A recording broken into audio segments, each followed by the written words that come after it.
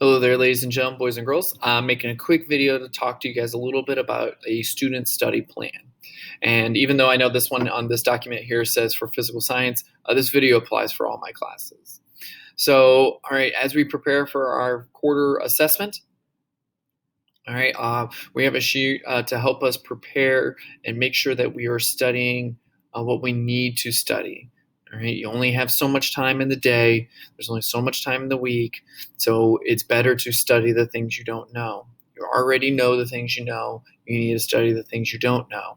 It's easy to know the things you know. So now we have to find out what you don't know. So the sheet is to help you kind of do that. All right. So this sheet's kind of help you get started on it, kind of begin the study plan. You're going to submit it to me so I can kind of see where your brain's at a little bit. But after we make this plan, just making this plan is not enough.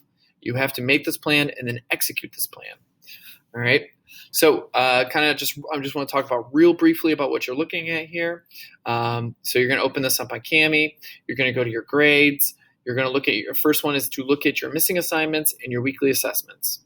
So first you're going to look at your two lowest weekly assessments. And you're going to open them up and you're going to look about, based on the comments or whether it's a piece of paper or the comments I made, what topics were those questions about? Right? Don't write the questions in there. That's going to be too much space. In the space in there, was the question about the cell membrane, diffusion? Was it about metals versus non-metals? All right.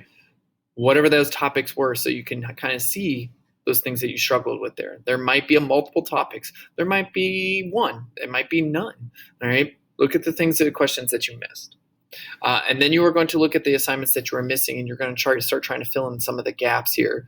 All right. Because if you miss those assignments, it means you missed that opportunity, that learning process opportunity. So you're going to go through those. You're going to check one of those things and based on what you did. Are you doing your work? Are you going to complete it? Or have you everything completed? Are you going to do it? Are you going to do some of it? Or are you going to do none of it? I just want to know what your plan is, all right? Because this is your choice and this is your assessment in the end, all right? If you did complete the assignments, please email me just one email with a list of all the things you completed, and I can go back and update those things. All right. Part 2 is the I can statements. Again, I have a separate one for my biology class as well. These are all just a list of all the major topics that we've talked about. And so you want to go through this here and judge your relative confidence. Just place a check on either, on the I can, these are I can statements. So saying out loud, I can name and perform proper safety procedures in the classroom. I either feel really good about that, I feel okay about that, or I need to work on that. You're going to do that for all these topics. All right. Once you've done that, you can move on to part 4. Based on everything you've done at part 1 and part 2, what are the 3 major things I need to study? You can do more than that, but let's start with the 3 biggest things. You shouldn't study the things you already know. You study the things you don't know.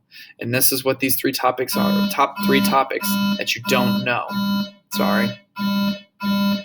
School bell. All right. You're going to pick the 3 topics that you don't know or have the greatest difficulty for you. Even if you're feeling like there's not 3 that are like the biggest, pick 3 that you feel like you could make mistakes on. And then finally is a list of things that you can do to help you prepare. All right. So once you finish part 3, you're actually ready to submit this onto Schoology for me using Kami.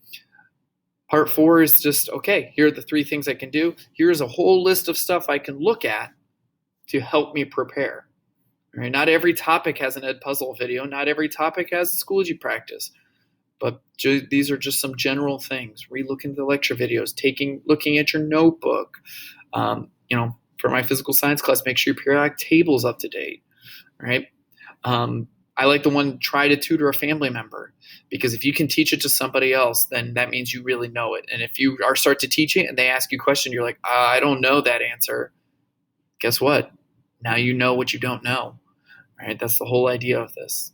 Okay, that's going to be it for this video. Like I said, this video is just to kind of help you get started and have any clarifications about that. Otherwise, good luck, everyone, and I will see you later.